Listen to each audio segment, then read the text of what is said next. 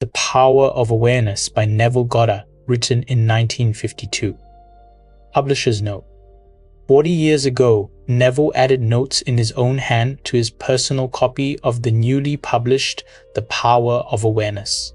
In conveying this copy to DeVos and Company for the purpose of a new printing, Neville's daughter, Victoria Goddard, has both authenticated the handwriting as her father's and authorized the publication of a new edition incorporating his notes.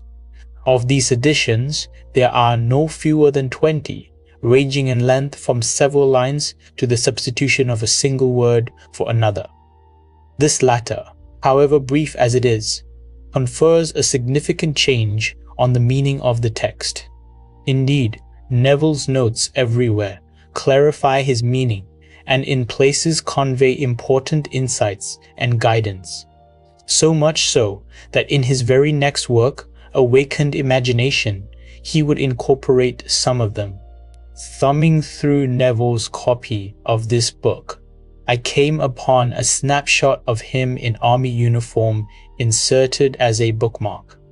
It was dated 1943 and, on the back, it bore his own inscription to the effect that this was the soldier mentioned in case history. And Vicky Goddard has confirmed my surmise that Case History 2 is also autobiographical, although more loosely so. Notice that Neville's family name, Goddard, is here given as Laudard. Such are the pleasures of playing literary detective, although it has to be conceded that they are greatly enhanced by having the author's own working copy of his book to hand. Certainly, he is very much alive in his printed work, but, curiously, more so in the handwritten editions one encounters with excitement here and there. The reader will find these printed in the body of the text, surrounded by brackets, since in every case it was clear precisely where they fell. It is with the thought that Neville's brilliant metaphysics might be, for its students, more vital still, that DeVos and Company has brought out this unique edition of The Power of Awareness. A word of appreciation and gratitude is due to Vicky Goddard for her generous assistance. Leave the mirror and change your face. Leave the world alone and change your conceptions of yourself. Chapter 1. I Am. All things, when they are admitted, are made manifest by the light. For everything that is made manifest is light. Ephesians chapter 5, verse 13. The light is consciousness. Consciousness is one, manifesting in legions of forms or levels of consciousness. There is no one that is not all that is, for consciousness, though expressed in an infinite series of levels, is not divisional. There is no real separation or gap in consciousness. I may conceive myself to be a rich man, a poor man, a beggar man, or a thief, but the center of my being remains the same regardless of the concept I hold of myself. At the center of manifestation, there is only one. I am manifesting in legions of forms or concepts of itself, and I am that I am. Neville says that the concept of I am is not divided by any external circumstance or role we take in the world. Whether you see yourself as wealthy or poor, a man or a woman, the essence of who you are, that I am, remains unchanged. This foundational concept of I am is the self-definition of God itself. As Neville puts it, I am is the first cause, the foundation upon which everything rests. The power of the phrase I am is both profound and simple, emphasizing that your true self at the core is beyond these surface level identities or roles. Now, getting back to the main text, Neville continues to emphasize that I am is a feeling of permanent awareness, the constant presence in our minds. No matter how forgetful we become about the specifics of who or where we are, the core awareness of I am persists. It is the constant background that remains unchanged. This is why Neville states, I am is always present, even when we forget everything else. I am is that which, amid unnumbered forms, is ever the same. This great discovery of cause reveals that, good or bad, man is actually the arbiter of his own fate, and that it is his concept of himself that determines the world in which he lives. In other words, your concept of yourself, how you see yourself, your I am, directly influences your reality. This principle governs every aspect of your life, whether it is social, financial, intellectual, or spiritual. The idea that you are the creator of your reality by the concept you hold of yourself is crucial. Neville's insight is that if you are experiencing ill health, for example, you can trace the cause back to your self-concept. It's not the illness that controls you, but the idea you hold in your mind about yourself. The teachings of "let the weak man say, I am strong" from the Bible support this idea, urging that your self-definition has the power to alter your physical and emotional state. By changing your concept of yourself, you can rearrange the core substance of your being and manifest a new reality.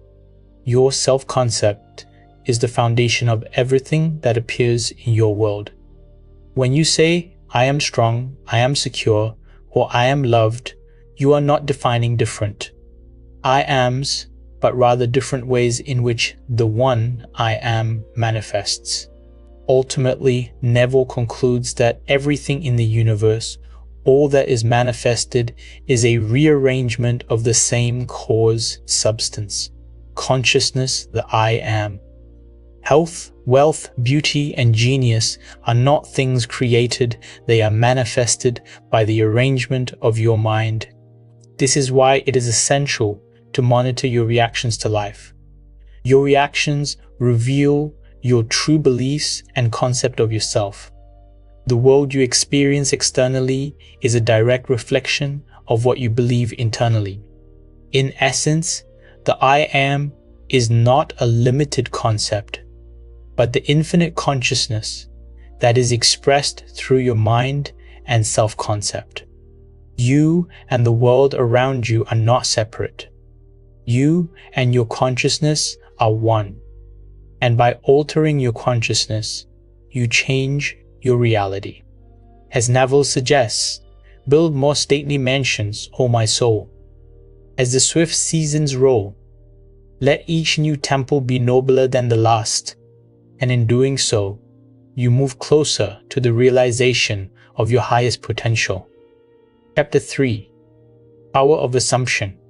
Man's chief delusion is his conviction that there are causes other than his own state of consciousness.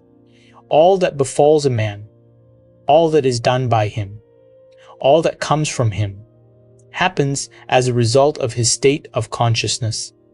A man's consciousness is all that he thinks and desires and loves, all that he believes is true and consents to. That is why a change of consciousness is necessary before you can change your outer world. Rain falls as a result of a change in the temperature in the higher regions of the atmosphere. So, in like manner, a change of circumstance happens as a result of a change in your state of consciousness. Be ye transformed by the renewing of your mind. To be transformed, the whole basis of your thoughts must change. But your thoughts cannot change unless you have new ideas, for you think from your ideas. All transformation begins with an intense, burning desire to be transformed. The first step in the renewing of the mind is desire. You must want to be different and intend to be before you can begin to change yourself. Then you must make your future dream a present fact. You do this by assuming the feeling of your wish fulfilled. By desiring to be other than what you are, you can create an ideal of the person you want to be and assume that you are already that person. If this assumption is persisted in until it becomes your dominant feeling, the attainment of your ideal is inevitable. The ideal you hope to achieve is always ready for an incarnation, but unless you yourself offer it human parentage, it is incapable of birth. Therefore, your attitude should be one in which, having desired to express higher state, you alone accept the task of incarnating this new and greater value of yourself. Neville emphasizes that the process of transformation begins with the assumption of the feeling of the wish fulfilled. If you desire to change, you must first feel as though the change has already happened. This powerful act of assuming is the key to unlocking the potential for change in your life. In other words, it's not enough to wish or hope. You must assume the reality you desire. Just like a seed can only grow if it is planted, your desired transformation can only manifest when you plant the assumption in your mind and persist in it. Now, getting back to the main text, Neville further explains that to truly embody a change, you must become one with your ideal. This is not about intellectual understanding or mere observation. It's about truly becoming the thing you desire. This is where spiritual knowledge and mental knowledge differ.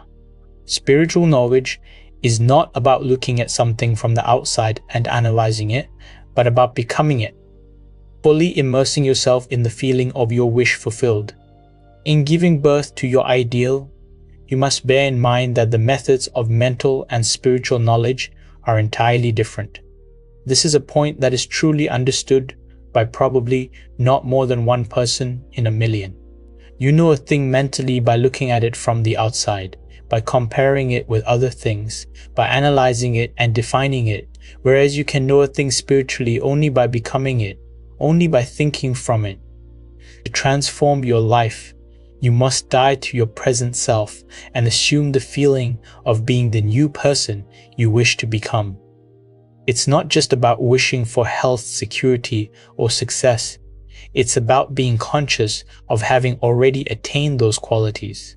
This is how you begin to change your self-concept and in turn transform your outer world. Chapter 4. Desire.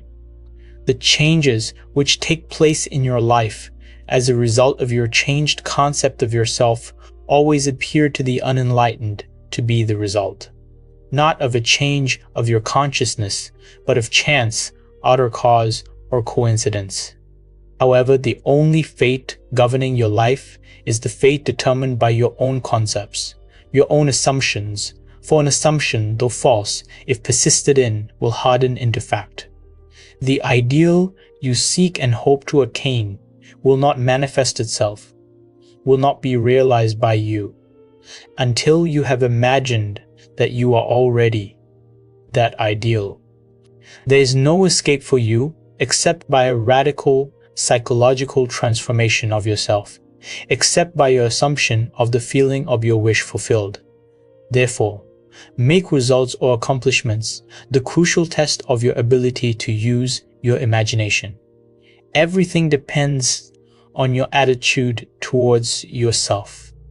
That which you will not affirm as true of yourself can never be realized by you. For that attitude alone is the necessary condition by which you realize your goal.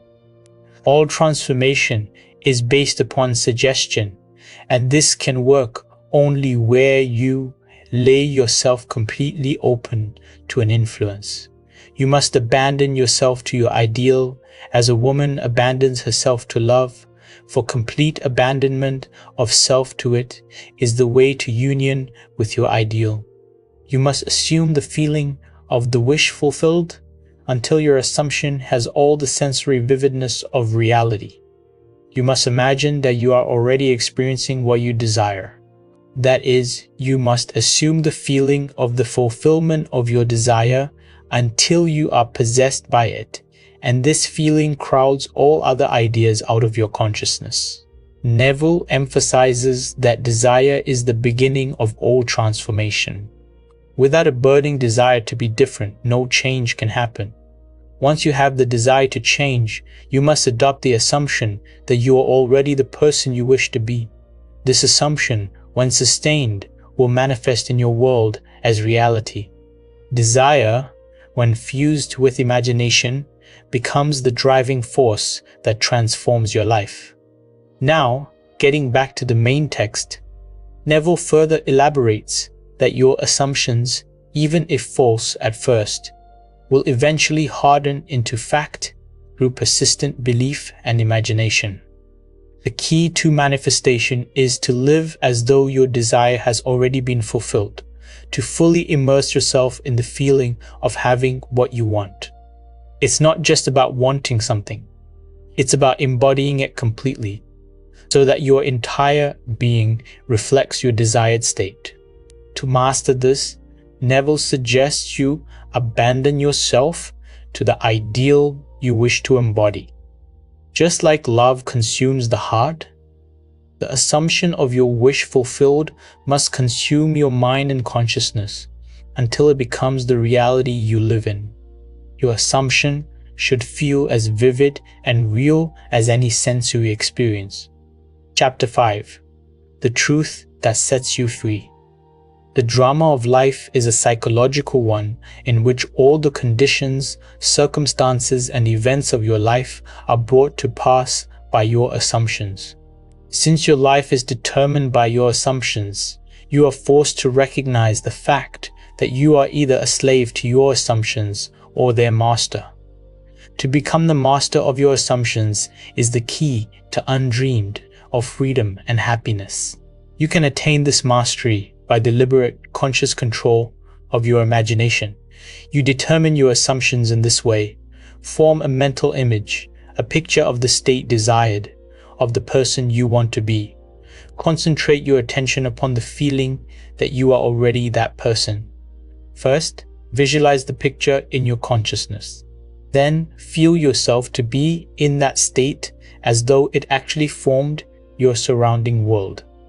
By your imagination, that which was a mere mental image is changed into a seemingly solid reality. The great secret is a controlled imagination and a well-sustained attention firmly and repeatedly focused on the object to be accomplished. It cannot be emphasized too much that by creating an ideal within your mental sphere, by assuming that you are already that ideal, you identify yourself with it, and thereby transform yourself into its image. Neville here reveals that the secret to freedom and success lies in mastering your assumptions. Your life is shaped by what you assume to be true. If you continue to assume that you are limited, you will remain limited. But if you assume that you are capable of anything, then you unlock your full potential. Now, getting back to the main text, Neville highlights the importance of imagination in this process. Imagination is not just about daydreaming. It is a powerful tool for transformation. By using imagination to visualize and embody your ideal state, you begin to change your self-concept. This process of living from your ideal, rather than just thinking about it, is the key to manifesting your desires. Chapter 6. Attention. A double-minded man is unstable in all his ways. James, chapter 1, verse 8.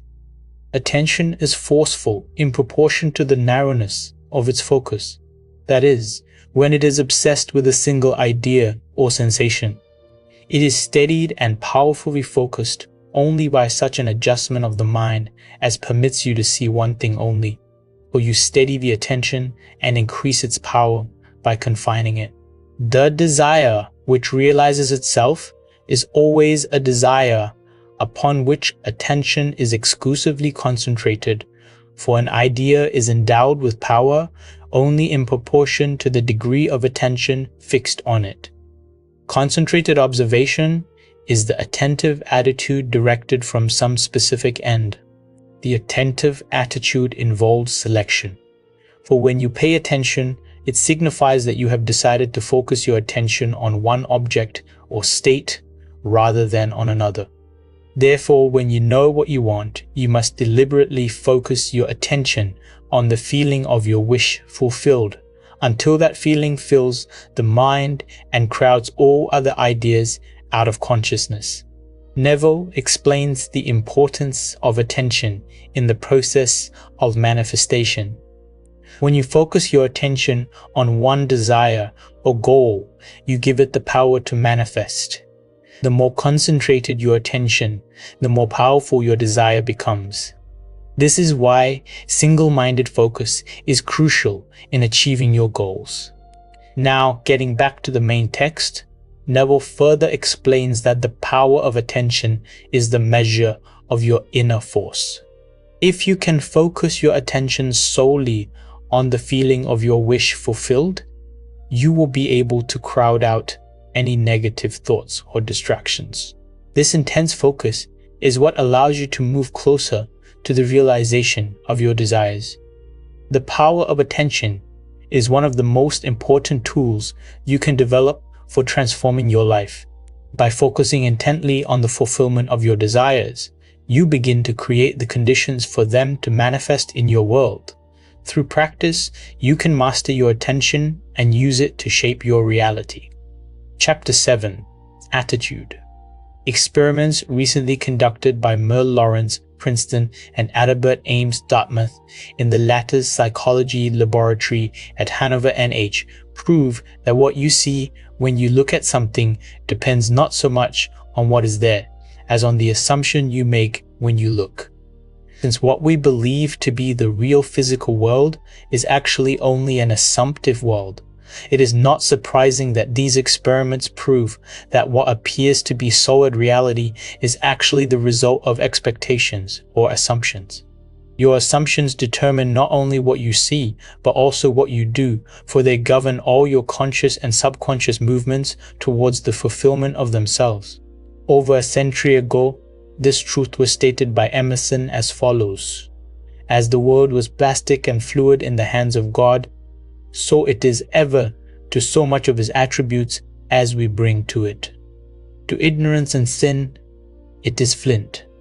They adapt themselves to it as they may, but in proportion as a man has anything in him divine, the firmament flows before him and takes his signet and form. Your assumption is the hand of God molding the firmament into the image of that which you assume. The assumption of the wish fulfilled is a high tide, which lifts you easily off the bar of the senses where you have so long lain stranded. It lifts the mind into prophecy in the full right sense of the word. And if you have that controlled imagination and absorbed attention, which it is possible to attain, you may be sure that all your assumption implies will come to pass. Neville explains that your assumptions create the world around you. When you assume something, your perception, actions, and experiences are all filtered through that belief. This is why it is crucial to make positive assumptions about yourself and the world. Just as Emerson noted, your belief shapes the world around you. It is not the external world that dictates your experience, but your internal assumptions and expectations. These assumptions have the power to transform your reality. Now, getting back to the main text, Neville references the famous quote by William Blake, "What seems to be is to those to whom it seems to be." This is a powerful reminder that perception is subjective. What appears to be true is only true for those who believe it. This applies to all aspects of life, especially when it comes to relationships and how we view others. If you change your assumption about someone, their behavior towards you will change accordingly. This demonstrates the power of assumption in shaping not just your reality, but the way others treat you. Chapter 8. Renunciation. There is no coal of character so dead that it will not glow and flame if but slightly turned. Resist not evil. Whosoever shall smite thee on thy right cheek, turn to him the other also. There is a great difference between resisting evil and renouncing it. When you resist evil, you give it your attention, you continue to make it real. When you renounce evil, you take your attention from it and give your attention to what you want. Now is the time to control your imagination and give beauty for ashes, joy for mourning, praise for the spirit of heaviness, that they might be called trees of righteousness, the planting of the Lord, that he might be glorified. You give beauty for ashes when you concentrate your attention on things as you would like them to be, rather than on things as they are. You give joy for mourning when you maintain a joyous attitude, regardless of unfavorable circumstances. You give praise for the spirit of heaviness when you maintain a confident attitude instead of succumbing to despondency. In this quotation, the Bible uses the word tree as a synonym for man. You become a tree of righteousness when the above mental states are a permanent part of your consciousness. You are a planting of the Lord when all your thoughts are true thoughts. He is I am as described in chapter 1. I am is glorified when your highest concept of yourself is manifested. Neville contrasts the act of resisting evil with renouncing it. To resist is to give attention to that which you don't want, essentially strengthening it. To renounce is to stop giving attention to the negativity and instead focus on what you want to create. The principle is about redirecting your energy from negative circumstances to the positive ones you wish to manifest. When you renounce negativity, you make space for beauty, joy, and confidence to enter your life. This process of renunciation is not about passivity, but about actively focusing on the desired state of being. Now, getting back to the main text, Neville emphasizes that to truly transform your life, you must embody these positive attributes consistently by focusing on what you want rather than what you fear or dislike. You align yourself with the highest version of your concept of self. Your thoughts and mental states create the foundation for the external world you experience, and by thinking truly, you manifest a noble life. Chapter 9, Preparing Your Place. And all mine are thine, and thine are mine. John chapter 17, verse 10. Thrust in thy sickle and reap, for the time is come for thee to reap, for the harvest of the earth is ripe. Revelation chapter 14, verse 15. All is yours. Do not go seeking for that which you are. Appropriate it, claim it, assume it.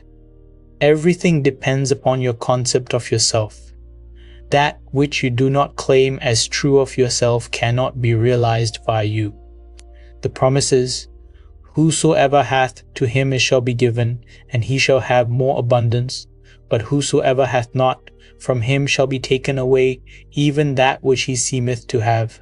Hold fast in your imagination to all that is lovely and of good report, for the lovely and the good are essential in your life if it is to be worthwhile. Assume it. You do this by imagining that you already are what you want to be, and already have what you want to have. As a man thinketh in his heart, so is he. Be still, and know that you are that which you desire to be, and you will never have to search for it. In spite of your appearance of freedom of action, you obey, as everything else does, the law of assumption. Whatever you may think of the question of free will, the truth is your experiences throughout your life are determined by your assumptions, whether conscious or unconscious. An assumption builds a bridge of incidents that lead inevitably to the fulfillment of itself. Neville emphasizes that everything is already yours, but you must claim it.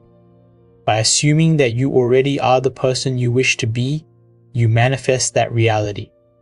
The law of assumption governs your life, whether you are aware of it or not. If you assume you are wealthy, successful, or happy, your life will move in that direction.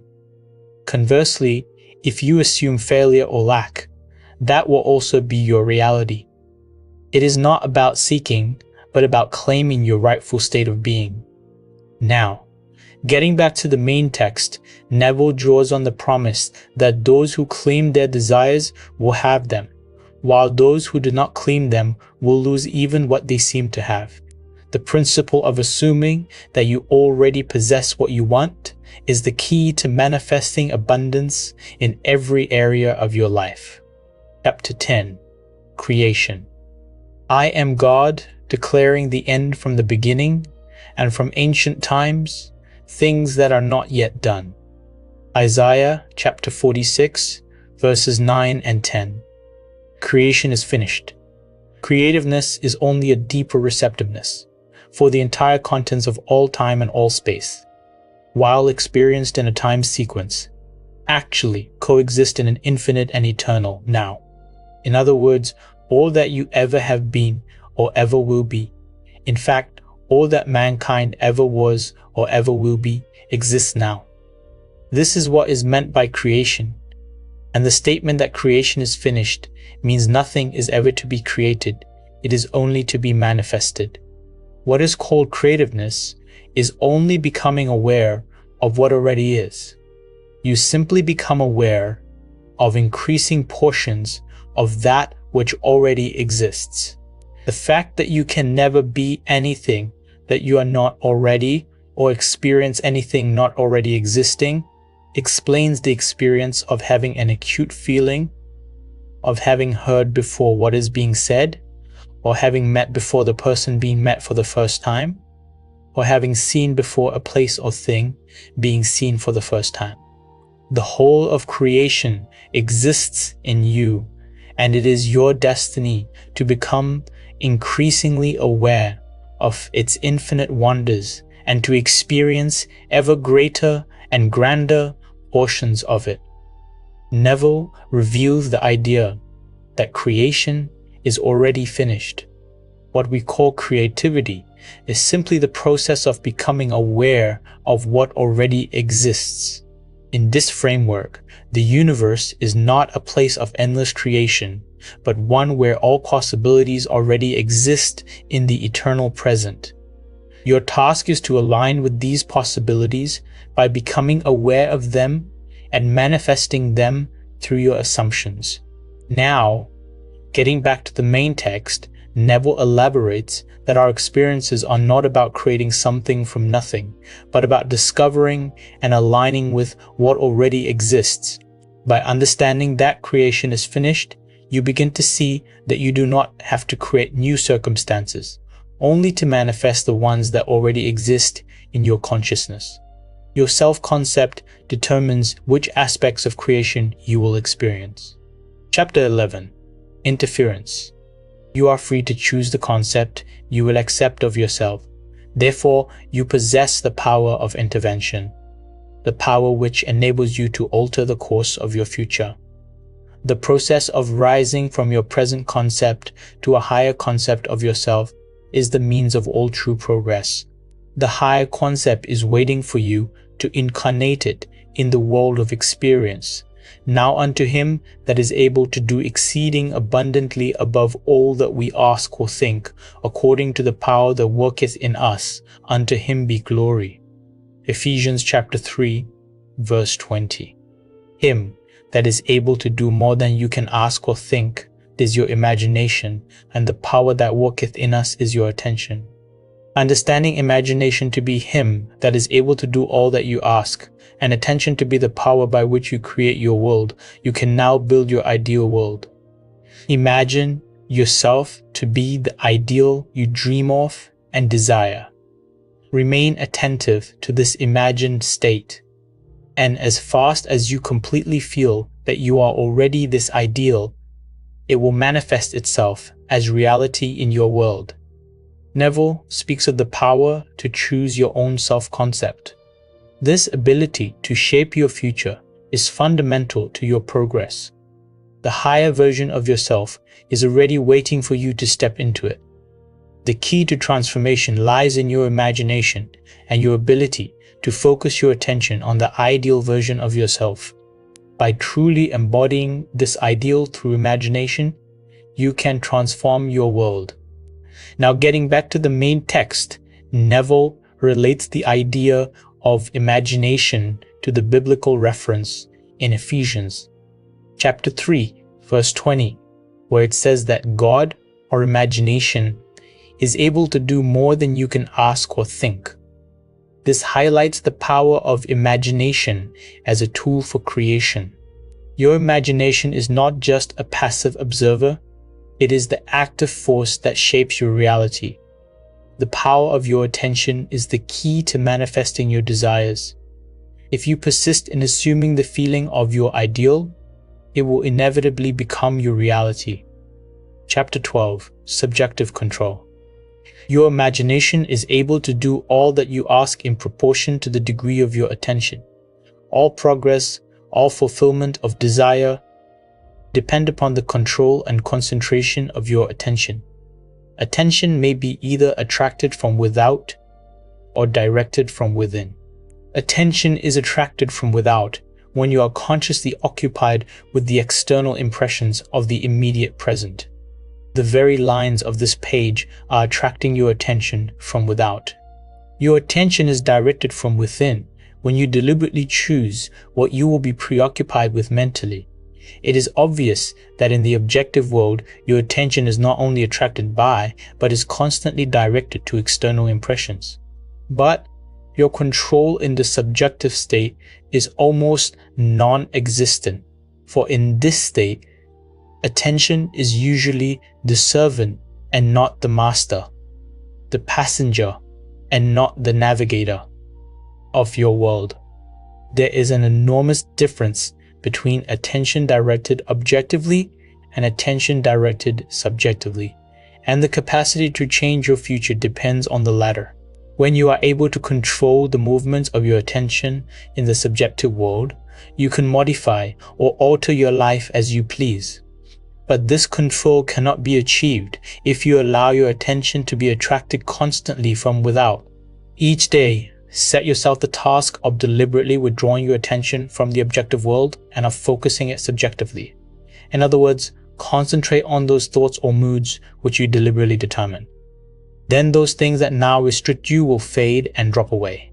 The day you achieve control of the movements of your attention in the subjective world, you are master of your fate. You will no longer accept the dominance of outside conditions or circumstances. You will not accept life on the basis of the world without. Having achieved control of the movements of your attention, and having discovered the mystery hid from the ages that Christ in you is your imagination, you will assert the supremacy of imagination and put all things in subjection to it. Neville explains the crucial role of attention in manifesting change. Attention is the bridge between your imagination and your reality. The key to altering your life lies in shifting your attention from external influences to the internal world of your imagination. Once you master the ability to direct your attention from within, you have the power to shape your future. Now, getting back to the main text, Neville emphasizes that your attention should be consciously directed towards your desired state of being. This requires discipline and practice. The more you focus on the inner world of your imagination, the more you can control your destiny. It is through this control of attention that you become the master of your fate, no longer subject to external circumstances. Chapter 13. Acceptance. Man's perceptions are not bounded by organs of perception. He perceives more than sense, though ever so acute, can discover. However much you seem to be living in a material world, you are actually living in a world of imagination. The outer physical events of life are the fruit of forgotten blossom times, results of previous and usually forgotten states of consciousness. They are the ends running true to oftentimes forgotten imaginative origins. Whenever you become completely absorbed in an emotional state, you are at that moment assuming the feeling of the state fulfilled. If persisted in whatsoever you are intensely emotional about, you will experience in your world. These periods of absorption, of concentrated attention, are the beginnings of the things you harvest. It is in such moments that you are exercising your creative power. The only creative power there is. At the end of these periods, or moments of absorption, you speed from these imaginative states where you have not been physically to where you were physically an instant ago. In these periods, the imagined state is so real that when you return to the objective world and find that it is not the same as the imagined state, it is an actual shock. You have seen something in imagination with such vividness that you now wonder whether the evidence of your senses can now be believed, and like Keats, you ask, was it a vision or a waking dream? Fled is that music. Do I wake or sleep? This shock reverses your time sense. By this is meant that instead of your experience resulting from your past, it now becomes the result of being in imagination where you have not yet been physically.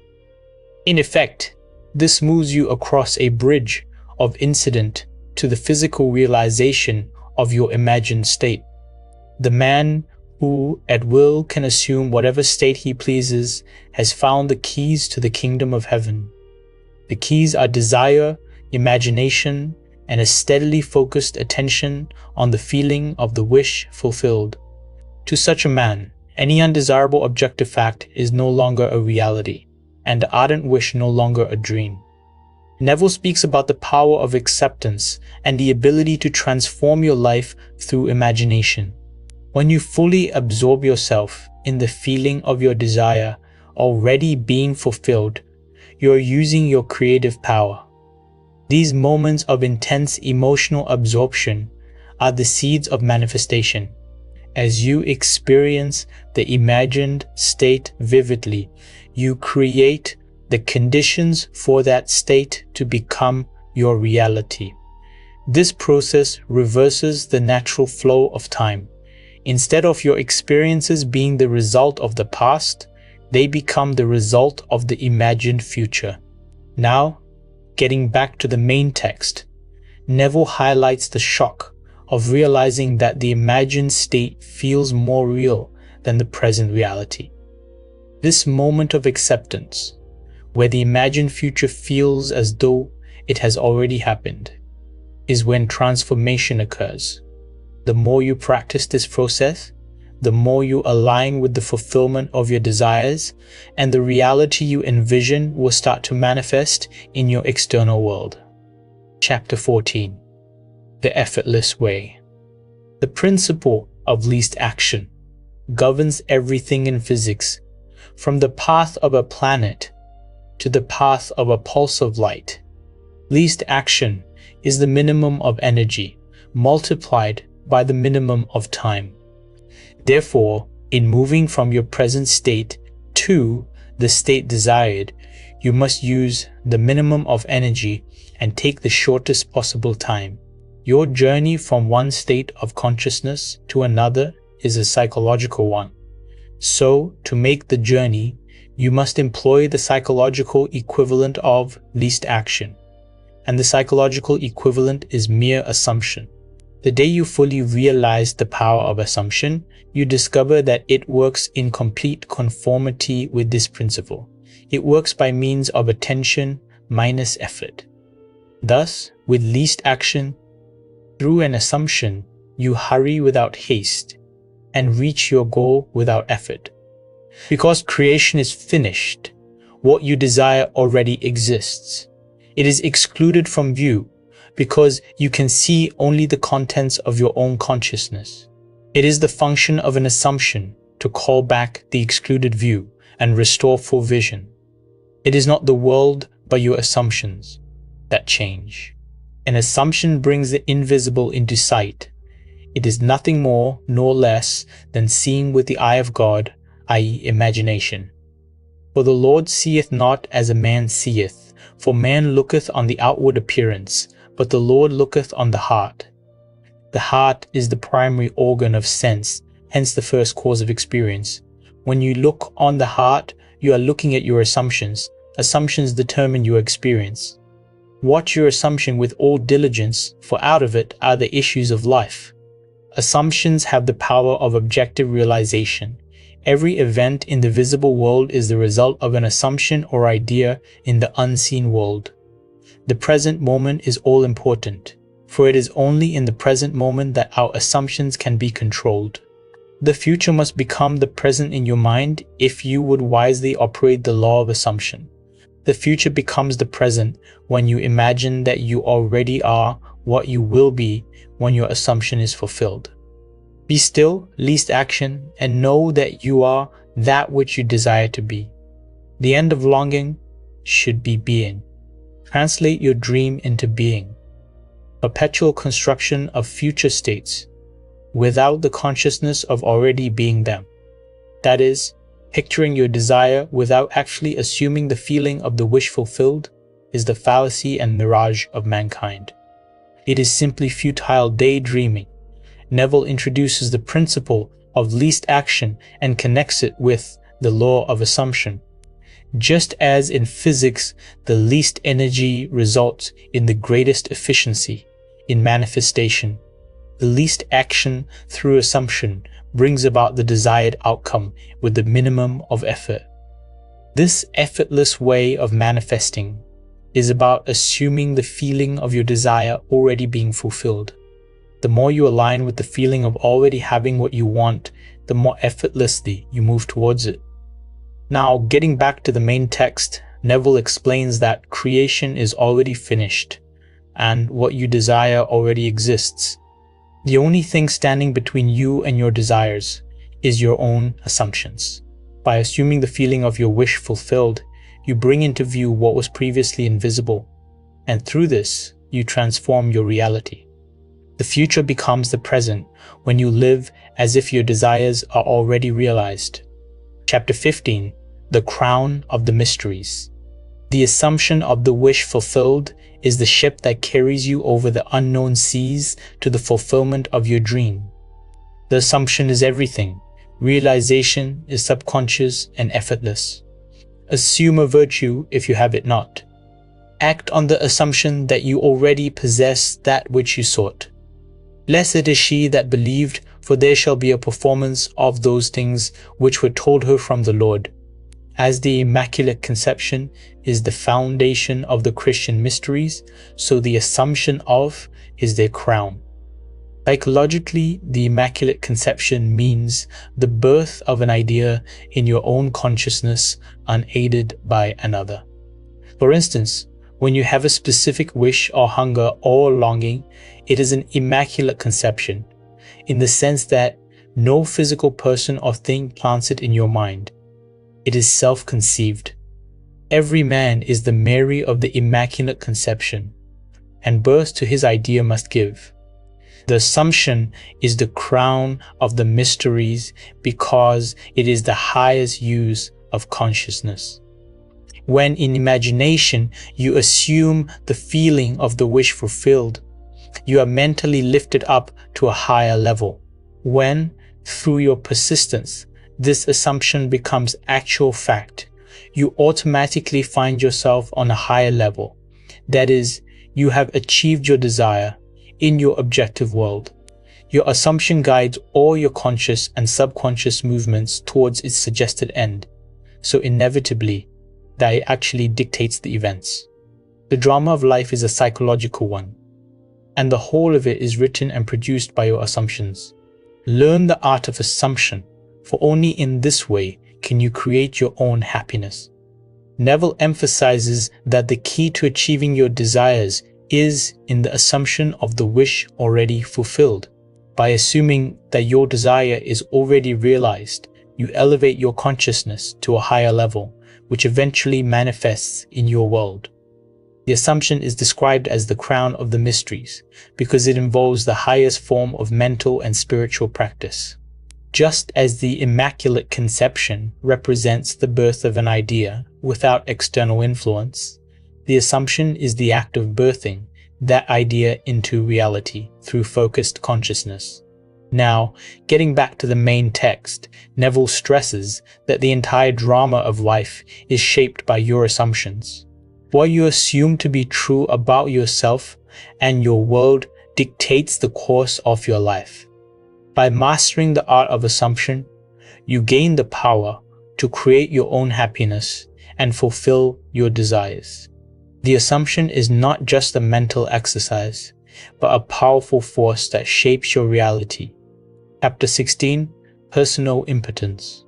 Self-surrender is essential, and by that is meant the confession of personal impotence. I can of mine own self do nothing.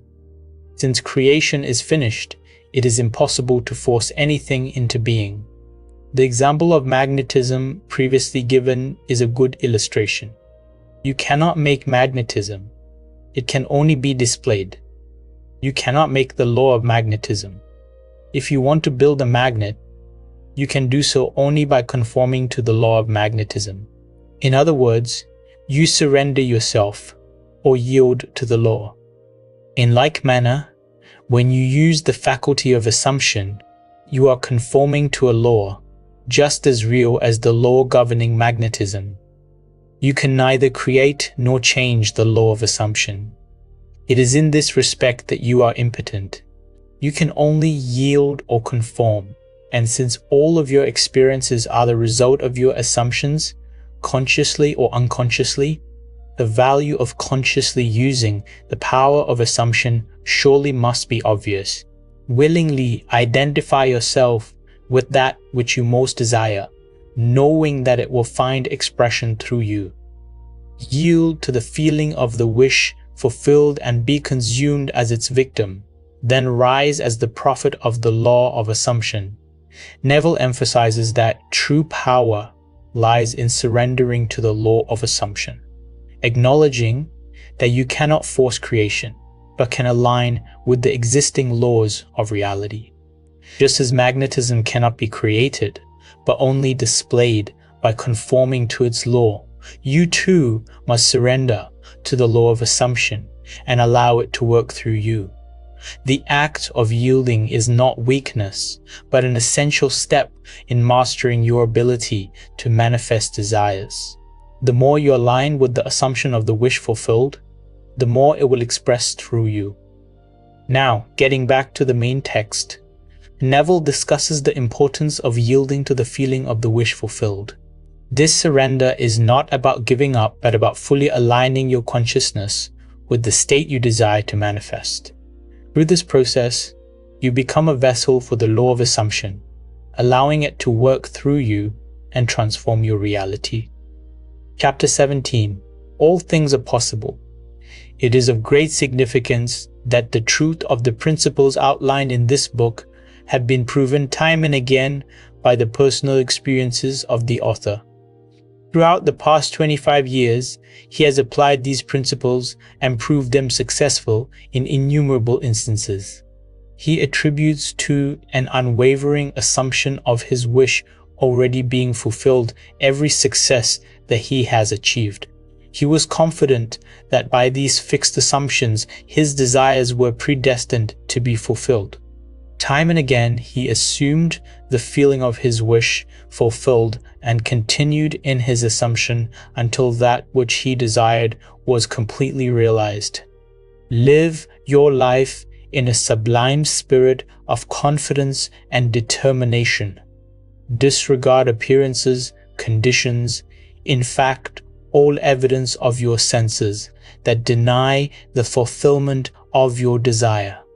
Rest in the assumption that you are already what you want to be, for in that determined assumption, you and your infinite being are merged in creative unity, and with your infinite being, God, all things are possible. God never fails. For who can stay his hand or say unto him, what doest thou? Through the mastery of your assumptions, you are in very truth enabled to master life. It is thus that the ladder of life is ascended, thus the ideal is realized. The clue to the real purpose of life is to surrender yourself to your ideal with such awareness of its reality that you begin to live the life of the ideal, and no longer your own life as it was prior to this surrender. He calleth things that are not seen as though they were, and the unseen becomes seen. Neville shares his personal success with the law of assumption, demonstrating that unwavering faith in the assumption of a desire already fulfilled leads to its manifestation. By consistently assuming the feeling of the wish fulfilled, you align yourself with your highest ideal and merge your desires with your infinite potential. Through this process, you transcend the limitations of appearances and align with the creative power of your infinite being, which makes all things possible. Now, getting back to the main text, Neville encourages you to live with confidence and determination, disregarding any evidence that contradicts your desires. The more you live in the assumption of already having what you want, the more you align with the infinite power within you to manifest your desires. Your ideal life begins when you surrender to your vision and fully embody it. Chapter 18. Be ye doers. Be ye doers of the word, and not hearers only, deceiving your own selves. For if any be a hearer of the word, and not a doer, he is like unto a man beholding his natural face in a glass, and goeth his way, and straightway forgetteth what manner of man he was. But whoso looketh into the perfect law of liberty, and continue therein, he being not a forgetful hearer, but a doer of the work, this man shall be blessed in his deed. James chapter 1 verses 20-25. The word in this quotation means idea, concept, or desire. You deceive yourself by hearing only, when you expect your desire to be fulfilled through mere wishful thinking. Your desire is what you want to be, and looking at yourself in a glass is seeing yourself in imagination as that person. Forgetting what manner of man you are is failing to persist in your assumption. The perfect law of liberty is the law which makes possible liberation from limitation, that is, the law of assumption. To continue in the perfect law of liberty is to persist in the assumption that your desire is already fulfilled. You are not a forgetful hearer. When you keep the feeling of your wish fulfilled constantly alive in your consciousness, this makes you a doer of the work, and you are blessed in your deed by the inevitable realization of your desire. You must be doers of the law of assumption, for without application, the most profound understanding will not produce any desired result. Frequent reiteration and repetition of important basic truths runs through these pages. Where the law of assumption is concerned, the law that sets man free, this is a good thing. It should be made clear again and again, even at the risk of repetition. The real truth seeker will welcome this aid in concentrating his attention upon the law which sets him free. Neville urges the importance of not just hearing about the law of assumption, but actively applying it. Simply understanding the concept is not enough. You must persist in the assumption that your desire is already fulfilled. This persistent assumption is what drives the manifestation of your desires. By becoming a doer of the law of assumption, you take the necessary action to bring your desires into reality. Now, getting back to the main text, Neville emphasizes that to truly transform your life, you must apply the law of assumption in practice. Repetition and consistency are key to mastering this law and making it a part of your daily life. Through persistent application, you will manifest your desires and experience the freedom and success that come with mastering the law of assumption. Chapter 19. Essentials. The essential points in the successful use of the law of assumption are these: first, and above all, yearning, longing, intense, burning desire. With all your heart, you must want to be different from what you are. Intense, burning desire combined with intention to make good is the mainspring of action, the beginning of all successful ventures. In every great passion which achieves its objective desire is concentrated and intentioned. You must first desire and then intend to succeed. As the hart panteth after the water brooks, so panteth my soul after thee, O God. Blessed are they that hunger and thirst after righteousness, for they shall be filled. Here the soul is interpreted as the sum total of all you believe, think, feel, and accept as true. In other words, your present level of awareness. God, I am, is the power of awareness, the source and fulfillment of all desire, understood psychologically. I am an infinite series of levels of awareness, and I am what I am, in accordance with where I am in the series. This quotation describes how your present level of awareness longs to transcend itself. Righteousness is the consciousness of already being what you want to be. Neville emphasizes the essential role of desire in manifesting your goals. The first step in using the law of assumption is a deep, burning desire to change or improve. This yearning, combined with the intention to succeed, fuels your progress. Righteousness, in this context, is not about moral behavior, but about the consciousness of already being what you desire to become. By cultivating this awareness, you transcend your current state and elevate yourself to a higher level of consciousness. Now, getting back to the main text, Neville explains that desire is the key to bringing your dreams into reality. The more intense your desire, the more likely it is that your assumptions will align with your goal. The law of assumption works by focusing on the feeling of having already attained what you desire, and this feeling is the driving force behind manifestation. Chapter 20. Righteousness. In the preceding chapter, righteousness was defined as the consciousness of already being what you want to be. This is the true psychological meaning and obviously does not refer to adherence to moral codes, civil law, or religious precepts. You cannot attach too much importance to being righteous. In fact, the entire Bible is permeated with admonition and exhortations on this subject. Break off thy sins by righteousness. Daniel chapter 4 verse 27. My righteousness I hold fast and will not let it go. My heart shall not reproach me so long as I live. Job chapter 27 verse 6. My righteousness shall answer for me in time to come. Genesis chapter 30 verse 33. Very often the words sin and righteousness are used in the same quotation. This is a logical contrast of opposites and becomes enormously significant in the light of the psychological meaning of righteousness and the psychological meaning of sin. Sin means to miss the mark. Not to attain your desire, not to be the person you want to be, is sinning. Righteousness is the consciousness of already being what you want to be. It is a changeless educative law that effects must follow causes. Only by righteousness can you be saved from sinning. Neville defines righteousness as the consciousness of already being the person you desire to be. Sin, in this context, is not about moral failure, but about failing to align with your ideal self. Righteousness is the state of being in which your assumption of your desired state becomes a reality.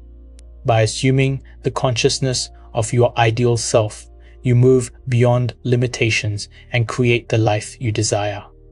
Now, getting back to the main text, Neville distinguishes between the external practices of righteousness and the internal state of being. The external actions or moral codes are not the focus here.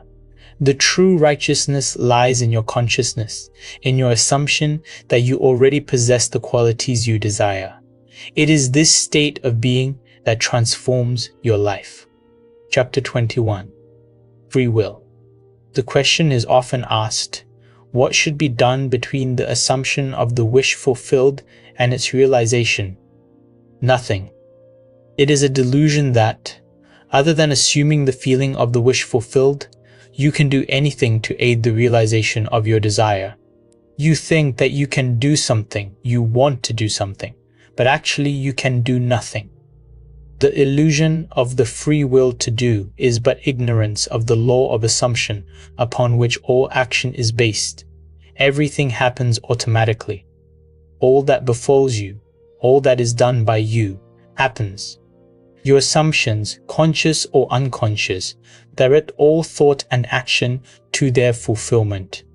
To understand the law of assumption, to be convinced of its truth, means getting rid of all the illusions about free will to act. Free will actually means freedom to select any idea you desire. By assuming the idea already to be a fact, it is converted into reality. Beyond that, free will ends and everything happens in harmony with the concept assumed. I can of mine own self do nothing, because I seek not mine own will, but the will of the Father which has sent me. Neville addresses the concept of free will, revealing that the true power lies not in the actions we take, but in the assumptions we make. Free will, in this context, is the ability to choose your assumptions, and those assumptions shape your reality. Once you assume the feeling of your desire already fulfilled, everything else happens automatically to bring that assumption into manifestation. Now, getting back to the main text, Neville clarifies that the law of assumption works by aligning your consciousness with your desired state. You do not need to force or control the external world. Instead, by assuming the reality you want, you allow the universe to align with your assumption and bring it into physical reality. Chapter 22, Persistence. And he said unto them, Which of you shall have a friend, and shall go unto him at midnight, and say unto him, Friend, lend me 3 loaves. For a friend of mine in his journey is come to me, and I have nothing to set before him. And he from within shall answer and say, Trouble me not, the door is now shut, and my children are with me in bed. I cannot rise and give thee. I say unto you, though he will not rise and give him, because he is his friend, yet because of his importunity he will rise and give him as many as he needeth. And I say unto you, Ask, and it shall be given you. Seek, and ye shall find. Knock, and it shall be opened unto you. Luke chapter 11, verses 5-9. There are 3 principal characters in this quotation, you and the 2 friends mentioned. The first friend is a desired state of consciousness. The second friend is a desire seeking, fulfillment. 3 is a symbol of wholeness, completion. Loaves symbolize substance. The shut door symbolizes the senses, which separate the seen from the unseen. Children in bed means ideas that are dormant. Inability to rise means a desired state of consciousness cannot rise to you. You must rise to it. Importunity means demanding persistency, a kind of brazen impudence. Ask, seek, and knock mean assuming the consciousness of already having what you desire.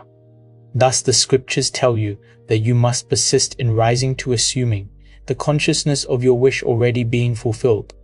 The promise is definite that if you are shameless in your impudence, in assuming that you already have that which your senses deny, it shall be given unto you. Your desire shall be attained. Neville emphasizes the importance of persistence in the law of assumption. The story of the man asking for bread at midnight illustrates the need for unwavering persistence in assuming the fulfillment of your desires. By continuing to assume that your wish is already fulfilled, you will create the conditions for it to manifest. Now, getting back to the main text, Neville explains that persistence in assuming the feeling of the wish fulfilled is the key to manifesting your desires. Even when external circumstances seem to contradict your desires, persistence in your assumption will inevitably bring your desires to fruition. This persistence is the true power of the law of assumption. Chapter 23, Case Histories. It will be extremely helpful at this point to cite a number of specific examples of the successful application of this law. Actual case histories are given. In each of these, the problem is clearly defined, and the way imagination was used to attain the required state of consciousness is fully described. In each of these instances, the author of this book was either personally concerned or was told the facts by the person involved. Case Study 1. This is a story with every detail of which I am personally familiar. In the spring of 1943, a recently drafted soldier was stationed in a large army camp in Louisiana. He was intensely eager to get out of the army, but only in an entirely honorable way. The only way he could do this was to apply for a discharge. The application then required the approval of his commanding officer to become effective. Based on Army regulations, the decision of the commanding officer was final and could not be appealed. The soldier, following all the necessary procedure, applied for a discharge. Within 4 hours, this application was returned, marked disapproved. Convinced he could not appeal the decision to any high authority, military or civilian, he turned within to his own consciousness, determined to rely on the law of assumption. The soldier realized that his consciousness was the only reality, and that his particular state of consciousness determined the events he would encounter. That night, in the interval between getting into bed and falling asleep, he concentrated on consciously using the law of assumption. In imagination, he felt himself to be in his own apartment in New York City. He visualized his apartment, that is, in his mind's eye, he actually saw his own apartment, mentally picturing each one of the familiar rooms with all the furnishings vividly real. With this picture clearly visualized and lying flat on his back, he completely relaxed physically. In this way, he induced a state bordering on sleep, at the same time retaining control of the direction of his attention. When his body was completely immobilized, he assumed that he was in his own room and felt himself to be lying in his own bed, a very different feeling from that of lying on an army cot. In imagination, he rose from the bed, walked from room to room, touching various pieces of furniture. He then went to the window and, with his hands resting on the sill, looked out on the street on which his apartment faced. So vivid was all this in his imagination that he saw in detail the pavement, the railings, the trees, and the familiar red brick of the building on the opposite side of the street. He then returned to his bed and felt himself drifting off to sleep. He knew that it was most important in the successful use of this law that at the actual point of falling asleep, his consciousness be filled with the assumption that he was already what he wanted to be. All that he did in imagination was based on the assumption that he was no longer in the army. Night after night, the soldier enacted this drama. Night after night in imagination, he felt himself honorably discharged back in his home, seeing all the familiar surroundings and falling asleep in his own bed. This continued for 8 nights. For 8 days, his objective experience continued to be directly opposite to his subjective experience in consciousness each night, before going to sleep. On the 9th day, orders came through from battalion headquarters for the soldier to fill out a new application for his discharge. Shortly after this was done, he was ordered to report to the colonel's office. During the discussion, the colonel asked him if he was still desirous of getting out of the army. Upon receiving an affirmative reply, the colonel said that he personally disagreed, and while he had strong objections to approving the discharge, he had decided to overlook these objections and approve it. Within a few hours, the application was approved, and the soldier, now a civilian, was on a train bound for home. Case Study 2. This is a striking story of an extremely successful businessman demonstrating the power of imagination and the law of assumption. I know this family intimately, and all the details were told to me by the son described herein. The story begins when he was 20 years old. He was next to the oldest in a large family of 9 brothers and 1 sister. The father was one of the partners in a small merchandising business. In his 18th year, the brother referred to in this story left the country in which they lived and traveled 2,000 miles to enter college and complete his education. Shortly after his first year in college, he was called home because of a tragic event in connection with his father's business. Through the machinations of his associates, the father was not only forced out of his business, but was the object of false accusations, impugning his character and integrity. At the same time, he was deprived of his rightful share in the equity of the business. The result was, he found himself largely discredited and almost penniless. It was under these circumstances that the son was called home from college. He returned, his heart filled with one great resolution. He was determined that he would become outstandingly successful in business. The first thing he and his father did was to use the little money they had to start their own business. They rented a small store on a side street not far from the large business of which the father had been one of the principal owners. There they started a business bent upon real service to the community. It was shortly thereafter that the son, with instinctive awareness that it was bound to work, deliberately used imagination to attain an almost fantastic objective. Every day on the way to and from work, he passed the building of his father's former business, the biggest business of its kind in the country. It was one of the largest buildings with the most prominent location in the heart of the city. On the outside of the building was a huge sign on which the name of the firm was painted in large, bold letters. Day after day as he passed by, a great dream took shape in the son's mind. He thought of how wonderful it would be if it was his family that had this great building, his family that owned and operated this great business. One day, as he stood gazing at the building, in his imagination, he saw a completely different name on the huge sign across the entrance. Now the large letters spelled out his family name. In these cases, histories. Actual names are not used. For the sake of clarity in the story, we will use hypothetical names and assume that the son's family name was Goddard. Where the sign read FN, Moth and Co.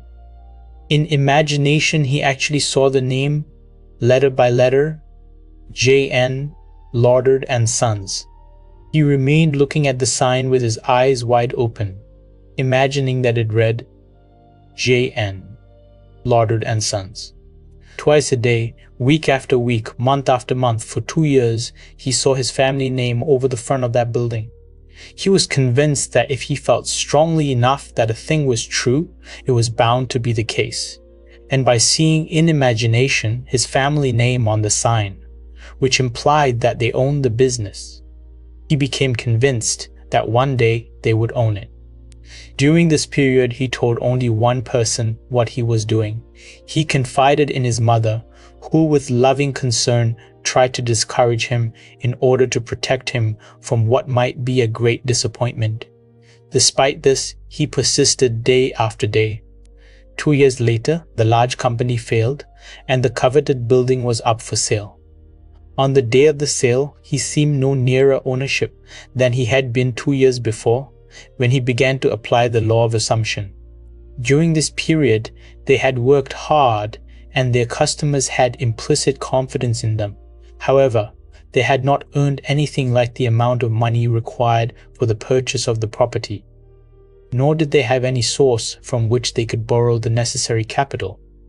Making even more remote their chance of getting it was the fact that this was regarded as the most desirable property in the city, and a number of wealthy business people were prepared to buy it. On the actual day of the sale, to their complete surprise, a man, almost a total stranger, came into their shop and offered to buy the property for them. Due to some unusual conditions involved in this transaction, the son's family could not even make a bid for the property. They thought the man was joking. However, this was not the case.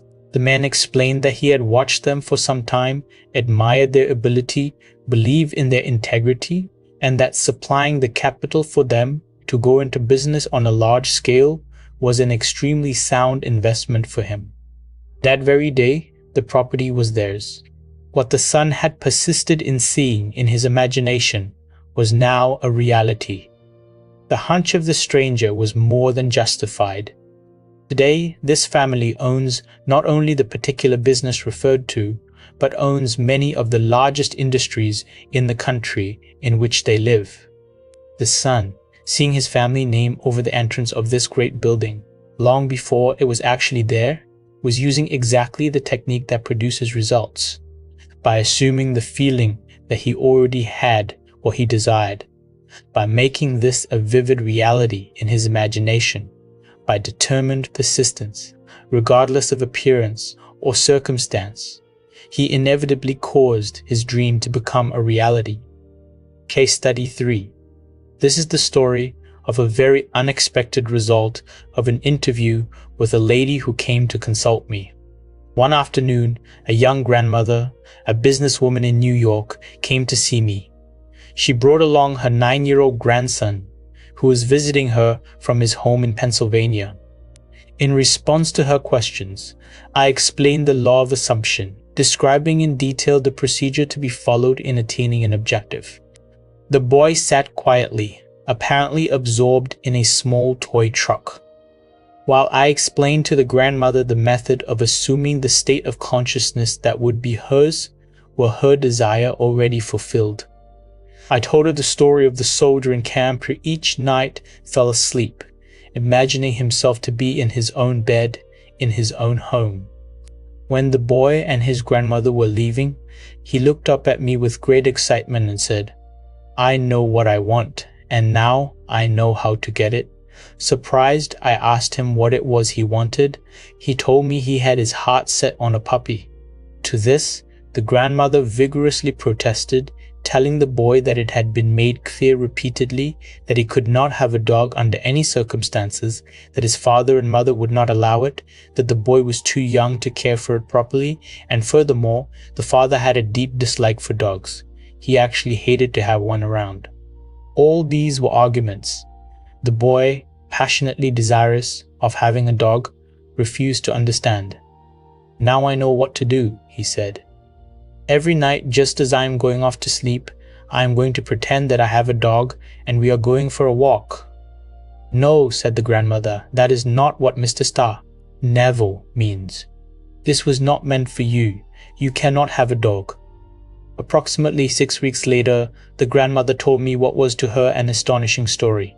The boy's desire to own a dog was so intense that he had absorbed all that I had told his grandmother of how to attain one's desire, and he believed implicitly that at last he knew how to get a dog. Putting this belief into practice, for many nights the boy imagined a dog was lying in his bed beside him. In imagination, he petted the dog, actually feeling its fur. Things like playing with the dog and taking it for a walk filled his mind. Within a few weeks it happened. A newspaper in the city in which the boy lived organized a special program in connection with Kindness to Animals Week. All school children were requested to write an essay on why I would like to own a dog. After entries from all the schools were submitted and judged, the winner of the contest was announced. The very same boy who weeks before in my apartment in New York had told me, "Now I know how to get a dog," was the winner.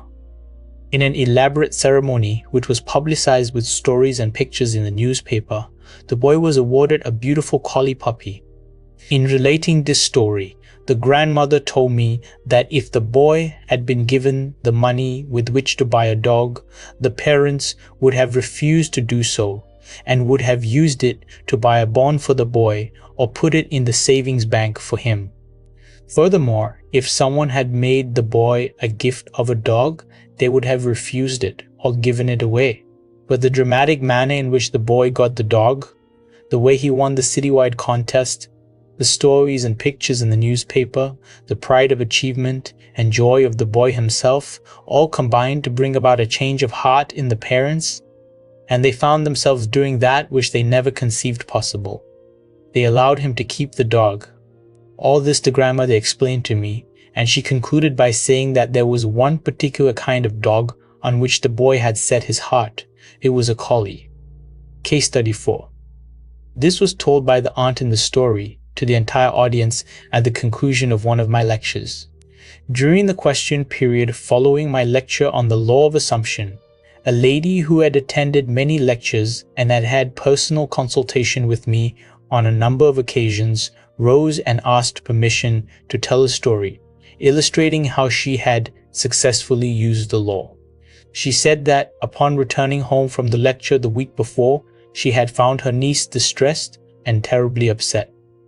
The husband of the niece, who was an officer in the Army Air Force stationed in Atlantic City, had just been ordered, along with the rest of his unit, to active duty in Europe. She tearfully told her aunt that the reason she was upset was that she had been hoping her husband would be assigned to Florida as an instructor. They both loved Florida and were anxious to be stationed there and not to be separated. Upon hearing this story, the aunt stated that there was only one thing to do, and that was to apply immediately the law of assumption. "Let's actualize it," she said. "If you were actually in Florida, what would you do? You would feel the warm breeze. You would smell the salt air. You would feel your toes sinking down into the sand. Well, let's do all that right now." They took off their shoes, and turning out the lights, in imagination, they felt themselves actually in Florida, feeling the warm breeze, smelling the sea air, pushing their toes into the sand. 48 hours later, the husband received a change of orders. His new instructions were to report immediately to Florida as an Air Force instructor. After some brief discussion, he accepted. Today, at a substantially higher income and with the assurance of steady progress, this man is in a position far exceeding all that he had hoped for. Case study 5. This case is especially interesting because of the short interval of time between the application of this law of assumption and its visible manifestation. A very prominent woman came to me in deep concern. She maintained a lovely city apartment and a large country home, but because the many demands made upon her were greater than her modest income, it was absolutely essential that she rent her apartment if she and her family were to spend the summer at their country home. In previous years, the apartment had been rented without difficulty early in the spring. But the day she came to me, the rental season for summer sublets was over. The apartment had been in the hands of the best real estate agents for months, but no one had been interested even in coming to see it. When she had described her predicament, I explained how the law of assumption could be brought to bear on solving her problem. I suggested that by imagining the apartment had been rented by a person desiring immediate occupancy, and by assuming that this was the case, her apartment actually would be rented, in order to create the necessary feeling of naturalness. She quickly grasped the idea and said that in such a situation, she would sleep in her country home, even though it was not yet open for the summer. This interview took place on Thursday. At 9 o'clock the following Saturday morning, she phoned me from her home in the country, excited and happy. She told me that on Thursday night she had fallen asleep actually imagining and feeling that she was sleeping in her other bed in her country home many miles away from the city apartment she was occupying. On Friday, the very next day, a highly desirable tenant, one who met all her requirements as a responsible person, not only rented the apartment, but rented it on the condition that he could move in that very day. Case study 6.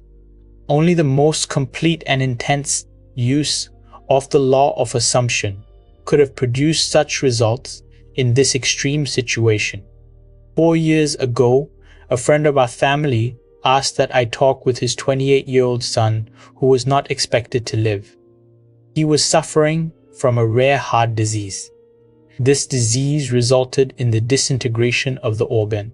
Long and costly medical care had been of no avail. Doctors held out no hope for recovery.